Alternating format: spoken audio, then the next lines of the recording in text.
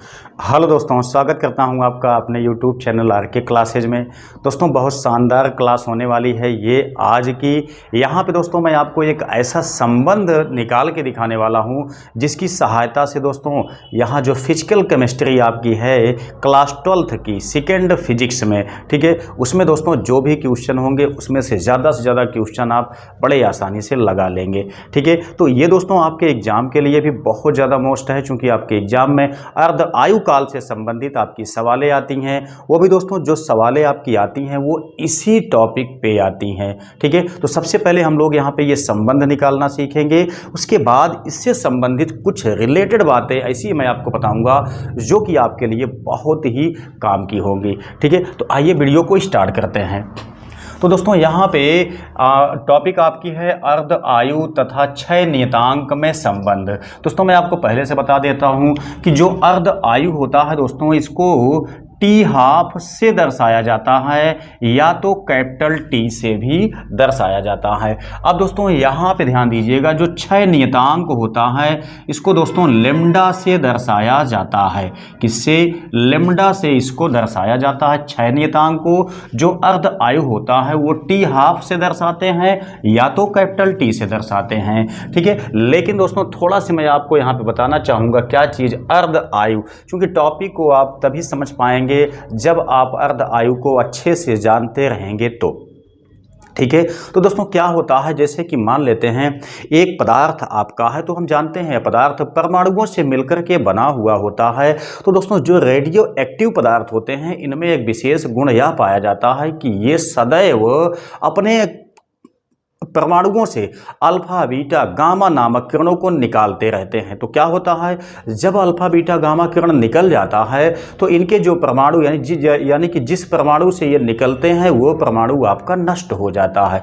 तो क्या होता है, लगातार परमाणुओं की संख्या में कमी होती जाती है। जब परमाणुओं की संख्या में कमी होती जाती है तो हम कह सकते हैं जो पदार्थ होता है वह पदार्थ भी लगातार कम होता चला जाता है। ठीक है, तो यहाँ पे अब ध्यान दीजिएगा, उसी चीज को हम यहाँ पे मान के चलेंगे ताकि ये क्लियर आपका हो जाए। देखिए मान लेते हैं, माना t=0 समय पर, ठीक है, t=0 समय, t=0 का मतलब ये हुआ कि जब आपने एक्सपेरिमेंट स्टार्ट किया तब जितना पदार्थ है सभी का सभी पदार्थ आपके पास मौजूद है, कोई पदार्थ विघटन अभी नहीं हुआ है। ठीक है, माना t=0 समय पर किसी रेडियो एक्टिव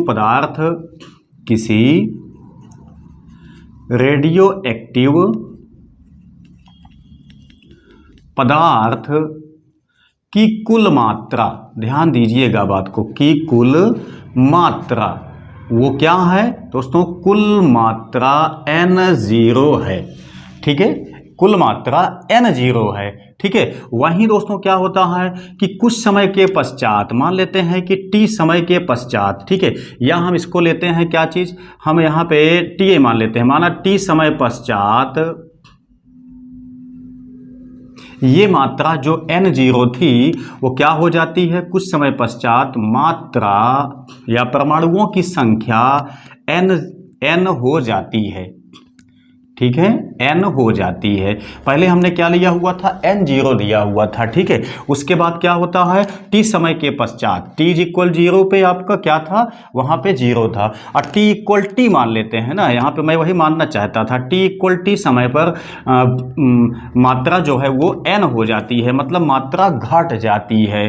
ठीक है, तब क्या होता है, ऐसे में दोस्तों यहाँ पे रदरफोर्ड तथा सोडी ने एक नियम दिया हुआ था। रदरफोर्ड-सोडी के नियमानुसार यहाँ पे दोस्तों इन्होंने क्या दिया हुआ था, n=n0 या n0 कह सकते हो इंटू e घाते माइनस लेम्डा इंटू टी। ठीक है, इतना इन्होंने एक संबंध दिया हुआ था, किसने, रदरफोर्ड तथा सोडी ने। ठीक है, इनका एक नियम भी है दोस्तों, वो भी मैं आपको अगले क्लास में दे दूंगा ताकि वो भी आपका क्लियर हो जाए। तो अब देखेंगे दोस्तों यहाँ पे क्या चीज़ है, जब ये संबंध दिया हुआ था अब हमको यहाँ पे अर्ध आयु का मान निकालना है। अर्ध आयु तथा क्षय नियतांक का मान निकालना है। तो दोस्तों जैसा मैंने आपको बताया कि कोई भी पदार्थ होता है वो जितने समय में अपना आधा भाग नष्ट कर देता है, यानी कि रेडियो एक्टिव की बात की जा रही है, ठीक है, और शेष आधा भाग बचता है तो वही टाइम आपका कहलाता है अर्ध आयु काल। ठीक है, तो यहां पे हम मान लेते हैं क्या चीज कि यदि अर्ध आयु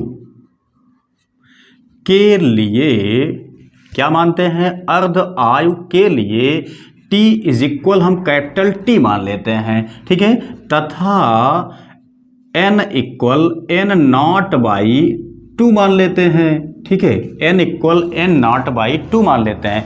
फिर से आप समझ लीजिएगा, जो दोस्तों N0 है वह जो पदार्थ आपका पहले एक्सपेरिमेंट के लिए लिया गया था उसकी जितनी मात्रा है वो N0 से दर्शाई जाती है, और T समय के पश्चात यानी कि आधा समय बीत गया अर्ध आयु वाला, मतलब अर्ध आयु काल के बाद शेष मात्रा आपकी जो बचती है वो क्या होती है, वो N होती है। तो यहाँ पे अर्ध आयु काल के लिए आधी मात्रा आपकी बची हुई है, तो N equal N not by 2 हो गया, मतलब जितनी मात्रा हमने लिया हुआ था अब उसकी आधी मात्रा बची हुई है। तो हमने यहाँ पे क्या काम किया, N के स्थान पे N नॉट बाई 2 ले लिया, ठीक है। अब क्या होगा, इसी सूत्र में ये सारा मैटर आप पुटअप कर दीजिए। N के स्थान पे क्या लिखेंगे, N नॉट बाई 2 लिखेंगे। वहीं दोस्तों ये हो गया आपका N नॉट, यहाँ पे देखते हैं तो E घाते माइनस लेमडा स्मॉल t के स्थान पे आपको अर्ध आयु काल लेके चलना है,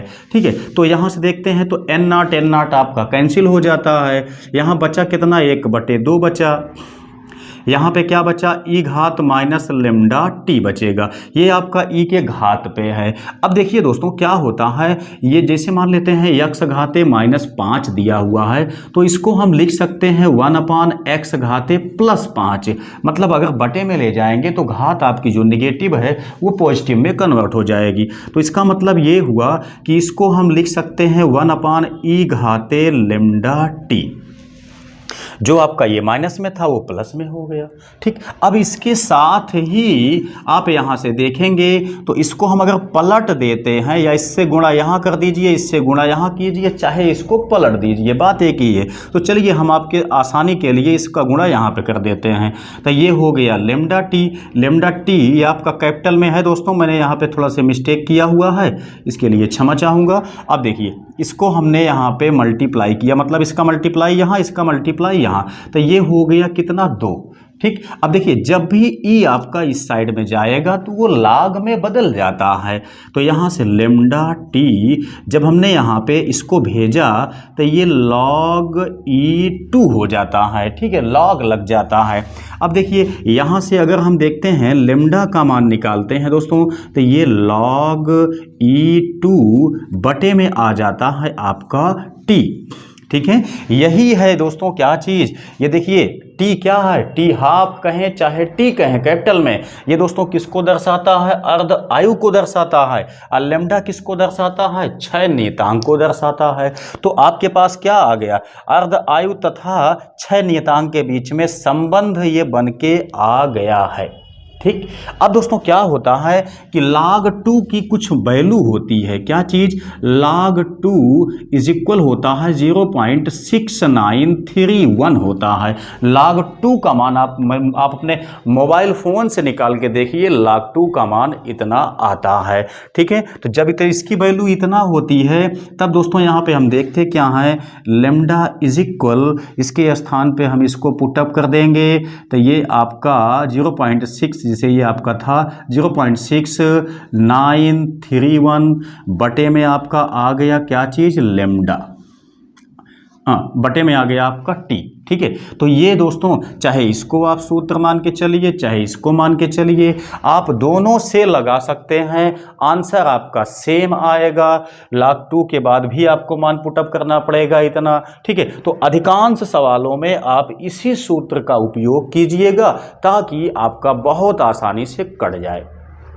ठीक है। अब दोस्तों इसमें क्या होता है कि बहुत सिंपल सा क्वेश्चन होता है, या तो 6 नियतांक दे दिया जाएगा आपसे अर्ध आयुकाल पूछ लेगा, या तो अर्ध आयुकाल दे दिया जाएगा आपसे लेमडा यानी कि 6 नियतांक का मान पूछ लेगा। तो दोनों की दोनों चीज़ों के लिए यही सूत्र का इस्तेमाल कीजिएगा, बड़े आसानी से क्वेश्चन आपका सॉल्व हो जाएगा। ये चीज़ दोस्तों मैंने डेरिवेशन था उसको मैंने आपको निकाल के समझा दिया किस प्रकार से ये आपका संबंध आता है। आपके एग्जाम में दोस्तों इसका रिलेशन यानी संबंध निश्चित ही पूछा जाता है, इसीलिए मैंने इस टॉपिक को समझाना उचित समझा आपके लिए।